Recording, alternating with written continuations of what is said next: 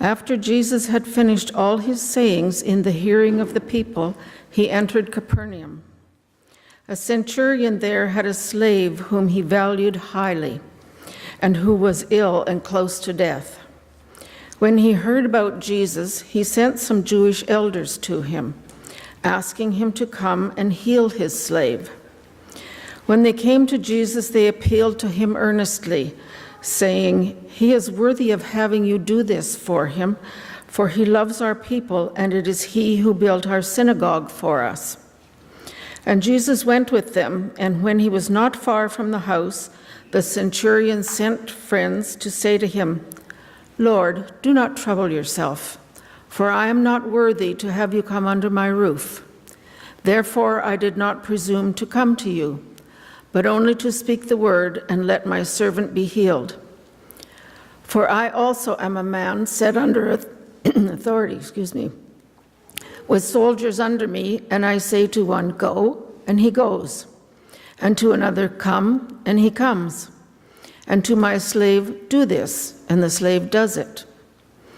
When Jesus heard this, he was amazed at him, and turning to the crowd that followed him, he said, "I tell you, not even in Israel have I found such faith." When those who had been sent returned to the house, they found the slave in good health. This ends the reading. One of the stories I heard in Atlanta is about a fellow who was at home one day, and the new Auto Trader arrived in his mailbox. He'd always kind of wanted a classic car. So he was flipping through it and found an ad, 1965 Corvette Stingray convertible, immaculate condition, $65. Well, he phoned right away. A woman answered the phone. She said, are you selling a Corvette, 65 Corvette? Yes, she said, yes, I am. It's in mint condition, she said. Yes, but he said there's a misprint or something in the ad because it says you're asking $65 for it. There are about 3 zeros missing, I think. No, she said, that's my selling price, $65. I won't take a penny less. I'll be right there. Sailing over, and there's the car sitting in the driveway. 65 Corvette with a fire engine red paint job and the gleaming chrome and the lake pipes on the side and the leather upholstery. It looks like it hasn't even been sat in. It's just mint. He popped the hood and looked under, and it's the big 396 cubic inch 4-barrel carburetor, 425 horsepower thing. And he says, $65? Are you sure? What's wrong with it? There's nothing. She said, you can take it to a mechanic if you want. It's perfect. Okay, he says, $65. After he gets the registration, he said, but you've got to tell me like what's going on? It's not quite right. He said, well, the story is that my husband, it's his car, he ran off with a younger woman, and they got down to a little village in Mexico somewhere. I canceled all of our credit cards, and he ran out of money. So he wired back to say, sell the Corvette and send me the money.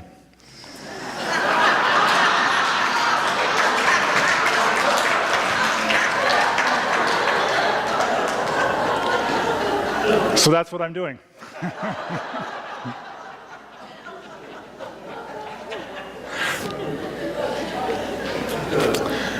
Okay, so that's a story about what something is worth to different people.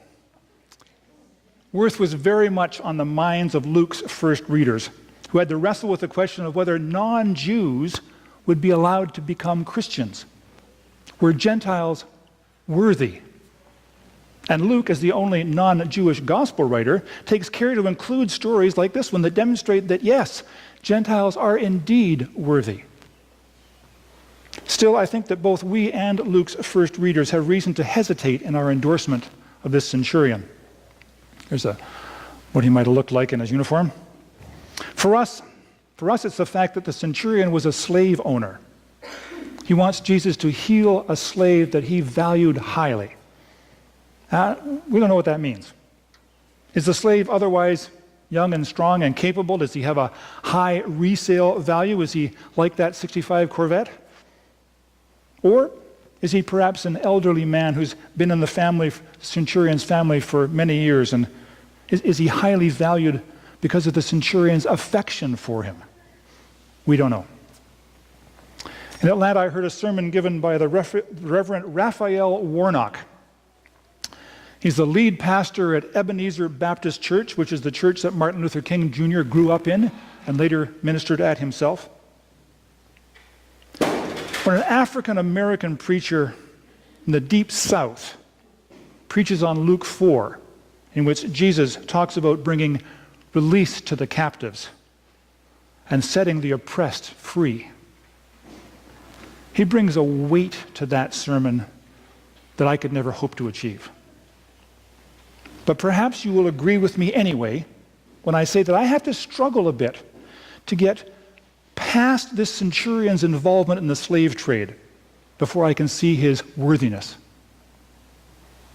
The elders in this story and the crowd following Jesus had no such qualms. For them, slavery was a fact of life. It was an economic reality. Nobody in the Bible, not even Jesus, ever speaks out against slavery as an institution.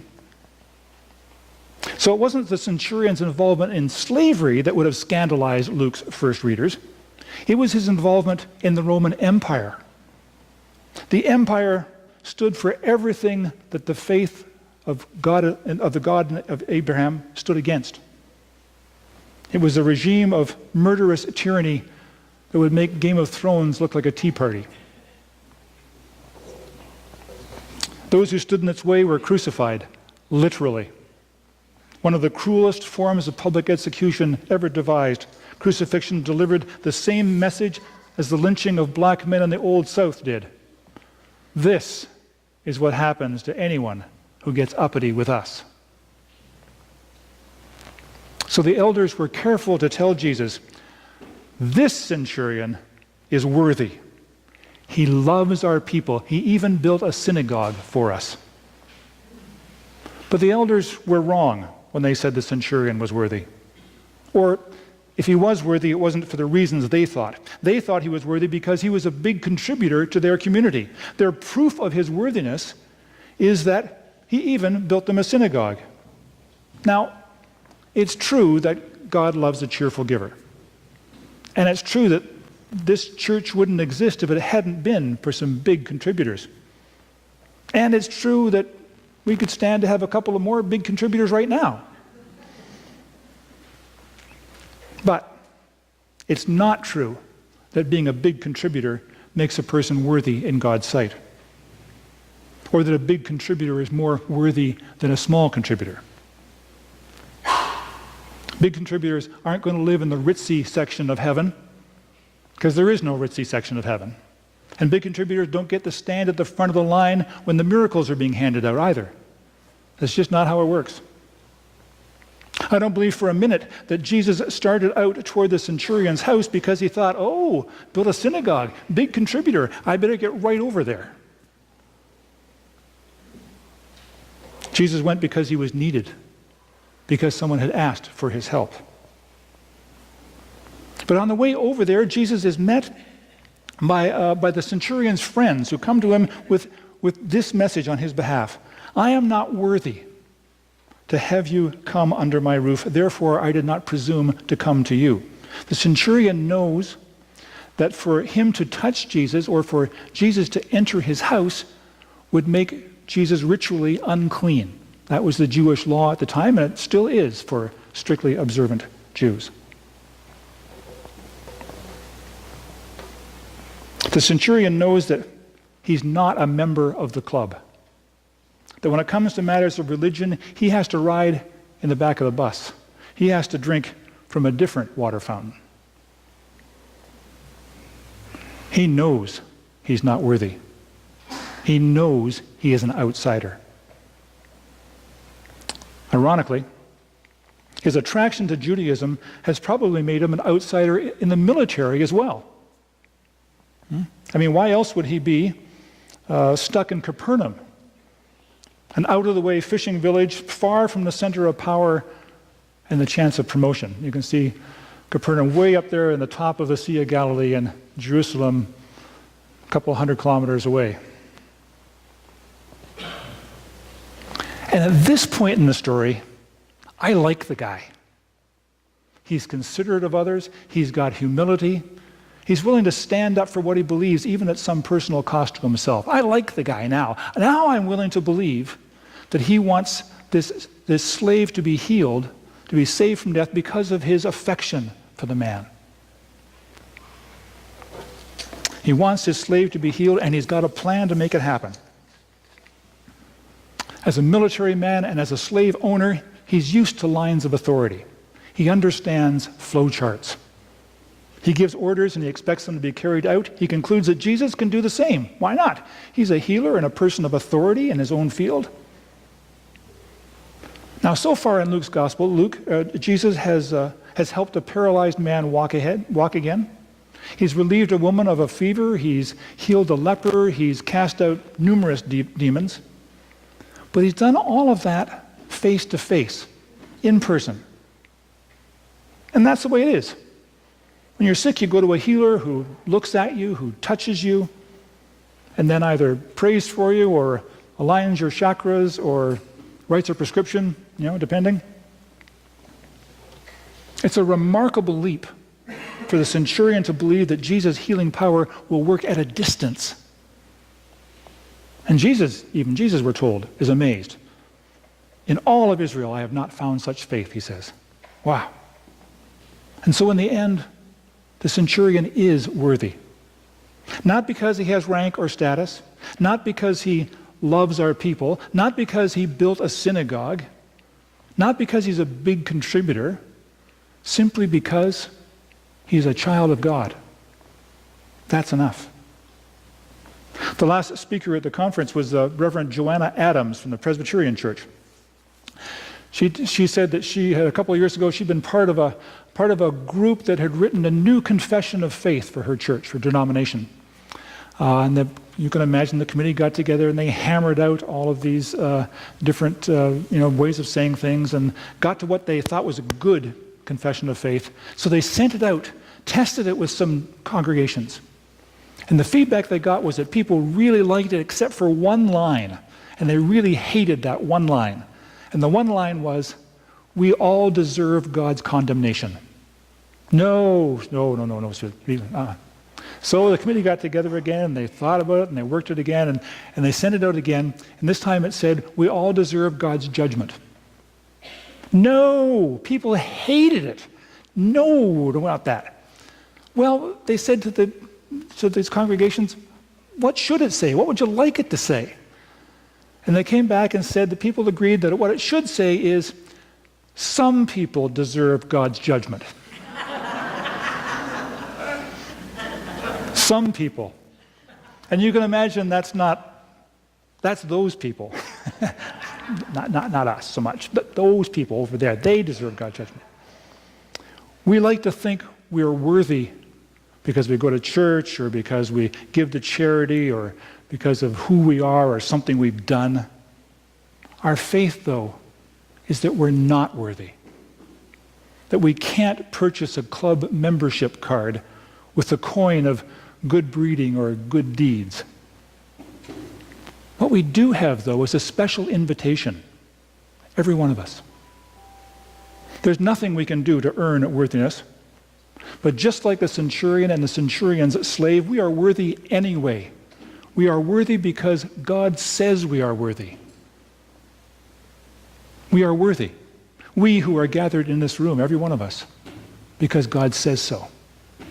And they are worthy, those people who aren't gathered in this room, because God says so. And that, I suppose, should be the end of the sermon. But there's one more thing I want to say. Because I worry that someone here this morning may think, wait a minute. If I don't get any bonus points for getting up early and coming to church this morning, why am I here? If I'm not paying for a membership card when I give money to the church or to a charity, why don't I just keep my money? Maybe I could save it for a 65 Corvette. If I'm not earning some privileges by doing good deeds, I might as well just look after number one. Why not? Well, one reason is that the people who do those things, who go to church and who give away money, that crazy thing, and who help others, are happier because of it. Their lives are improved because of it. And that's just not my opinion. There's lots of studies demonstrate that. You can look them up online. But the big reason to do those things is to acknowledge and to give thanks for our own worthiness. Our worth is not in how we look or how we dress or what we drive or how many people are following our Twitter feed. We have worth because God says so. And to begin to understand that, and honestly, I think I'm just beginning to understand it, is to understand how blessed we are in this life. And it is in gratefulness for that blessing that we reach out to others so they too may know they are blessed. They too may know their own worthiness. That's why. When the centurion's friends got back to his house, they found the slave up and about and doing his duties. May we too be healed by our encounter with Jesus. Amen.